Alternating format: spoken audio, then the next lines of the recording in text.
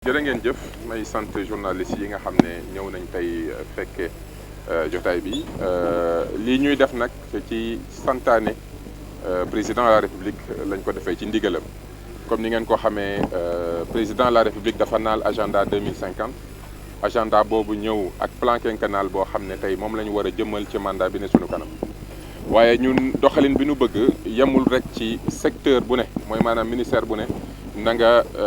defar sa politique sectorielle waaye dañu bëgg territoire bu nekk tam nga def sa stratégie de développement territorial mu méngoo ak agenda 2050 bi loolu looy solo su pôle territoire yi dafa dépassé rek mbiri décentralisation mais dañ ci jox ñun option de développement économique bu am solo bu weesoo loolu président de la république bi mu demandé ñu présenter ko li nu bëgg a def ci pôle yi en conseil des ministres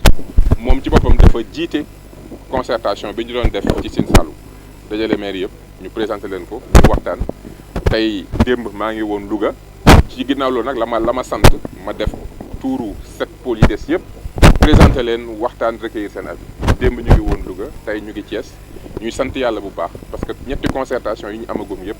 concertation yu dal xel la waaye concertation yu nga xam ne dolli nañu lépp lu nga xam ne war nañ koo gën a mën a joyanti ak gën ko mën a defar pour mbir mi doon lu ñoŋ pour ñëpp en tout cas di gërëm ak sant parce que vraiment jotaay bi du doxee nañu am solo ñu remercier itam administration bi nga xam ne fekk nañ ko fi ñoom tam contribuer nañ ci waxtaan bi mu nekk lu am solo dëgg la joyanti boobu lu am solo la parce que nag ku xam décentralisation Sénégal xam ne acte 3 dafa am jafe-jafe yu bëri yu mu andi question fiscalité financement bi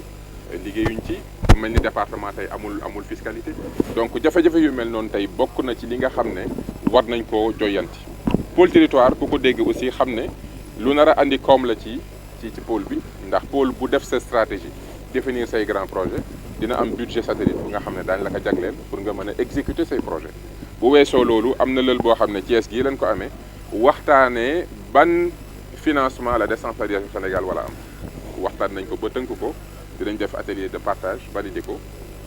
waxtaan woowu daañ ko boolee geneen daanaka fukk ak ñeenti waxtaan yoo xam ne daañ ko tënk mu nekk ay waxtaan yu xóot yoo xam ne dañ koy jébbal président de la république ci loolu ñu bind nag manuel bi nga xam ne moom la collectivités locales yi war a jëfee ëllëg Thiès nag ku ko xam-xam ne pôle la boo xam ne boo gisee sax pôle la bu amoon ba noppi bokk moom boole wuñ ko kenn moom Dakar ak Ndar bokk na ci pôle yi nga xam ne dañu ñëw des ni ñu waroon des tellement dañu am potentialité ku ne Thiès wax gare bi ku ne Thiès wax aéroport ku ne Thiès wax zone maritime yi mu am mais ku ne Thiès wax agriculture ku ne Thiès tam wax zone minière donc ressources yi fi nekk dañu am solo c'est pour ça que le prochain conseil de territoire bu Thiès liggéey bu rëy la am liggéey bu nga xamante ne nii dafa war a wékku ci ban stratégie de développement la war a am pour industrialisation agroalimentaire ban stratégie la war a am pour le marketing territorial mooy fësal territoire bi ba ñëpp xam li fi am nit ñi andi seen alal def ko fi ban stratégie la war a am ci lépp luy industrie agroalimentaire ci lépp luy protection des terres agricoles parce que zone minière fu mu am suufu agriculture bi ñu war ko sàmm bu baax mbiru ndox mi naka la ñuy def ba ndox mi doy énergie bi doy donc question yooyu yëpp tey pôle territoire day am capacité mën ci définir ay stratégie état accompagner ko ñu jëmmal ay projets yu nga xam ne bu sottee rek Sénégal ak communes yi dañu gën a gis seen bopp ci développement bi. C'est avec beaucoup de plaisir que nous sommes venus ici à Thiès appliquer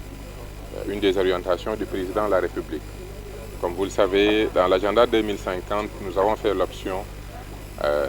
en plus de l'approche sectorielle, d'avoir une logique territoriale, de territorialiser l'ensemble des politiques publiques, pour plus de pertinence, mais plus d'impact au niveau des populations. Et la mise en œuvre des pôles territoires constitue les cadres dans lesquels cette territorialisation peut se faire avec l'implication de l'ensemble des acteurs, aussi bien les élus,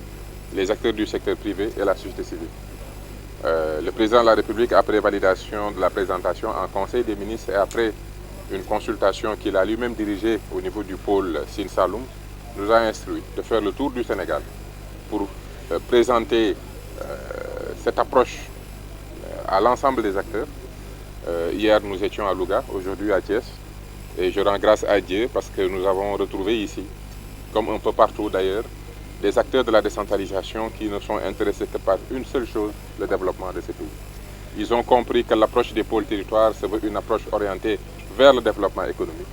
avec des compétences qui vont permettre de pouvoir mobiliser les potentialités des territoires, que ce soit le secteur de l'agriculture, de l'élevage, de la pêche, que ce soit les infrastructures, la gestion de l'eau, les questions d'énergie, mais surtout l'offre de services publics et un focus sur le fait de faire avancer l'indice de développement humain. Donc aujourd'hui, c'est avec beaucoup de plaisir que nous avons eu à tenir ces rencontres. L'ensemble des acteurs ont eu à discuter et dans l'ensemble, tout s'est très bien passé. Effectivement, les préoccupations relèvent de l'état actuel de la décentralisation d'une manière générale. La question de la viabilité de certaines communes, la question de la fiscalité, du financement, toutes ces questions sont revenues. Et ce que les acteurs ont aussi compris, c'est qu'aujourd'hui, nous devons entrer dans la mise en œuvre du plan quinquennal, donc il nous faut avancer sur les pôles territoires, mais tranquillement, nous sommes en train de mettre en œuvre la grande réforme, la décentralisation, l'acte 4,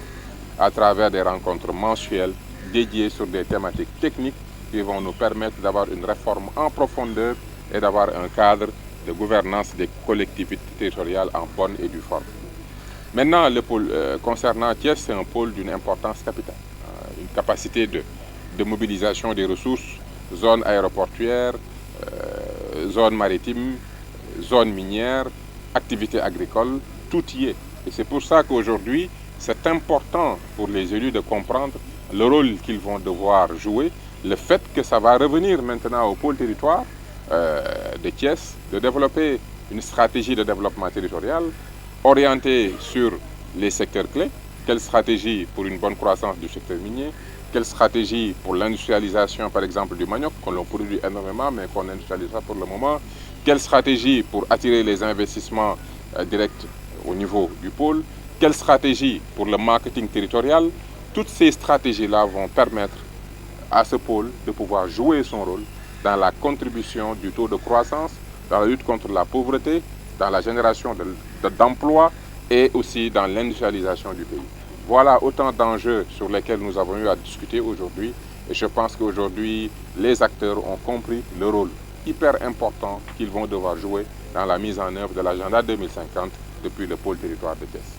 Au niveau de la mobilisation des ressources, c'est un point d'une importance capitale. Comme vous le savez, une fois que le pôle territoire aura défini sa stratégie et ses grands projets vont faire l'objet d'une budgétisation par pôle, ce qu'on appelle les budgets satellites. L'État va accompagner tous les pôles qui auront fait le travail nécessaire d'analyse stratégique et de définition des grands projets structurants. Par ailleurs, comme j'ai eu à le dire, ici à Thiès, nous avons tenu dernièrement un atelier sur le modèle de financement de la décentralisation. Ce modèle de financement inclut une fiscalité, des instruments de financement qui vont permettre aux différents paliers de pouvoir avoir des ressources suffisamment conséquentes pour pouvoir mettre en œuvre les politiques publiques. Donc pour dire que c'est une question qui sera traitée, qui est traitée, et Inch'Allah, très bientôt, nous remettrons au président de la République l'ensemble des travaux techniques que nous avons eu à faire dans le cadre de la grande réforme de la décentralisation.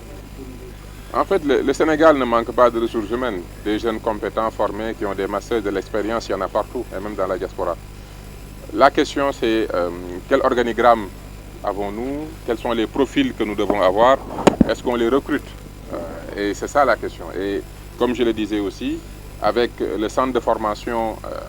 pour la décentralisation, nous sommes en train de travailler sur quel organigramme, quel profil, quelles ressources humaines pour les compétences que nous avons décidé de conférer. Comme je le disais tout à l'heure, au-delà des 9 compétences, il y aura 4 autres compétences qu'on va rajouter. Ça implique, quand on vous donne une compétence, vous devez avoir l'organigramme qu'il faut, le type de recrutement qu'il faut pour pouvoir répondre aux besoins des populations. Et cela, si nous réglons aussi la question du financement, ils auront les ressources suffisantes pour pouvoir avoir le capital humain qu'il leur faut.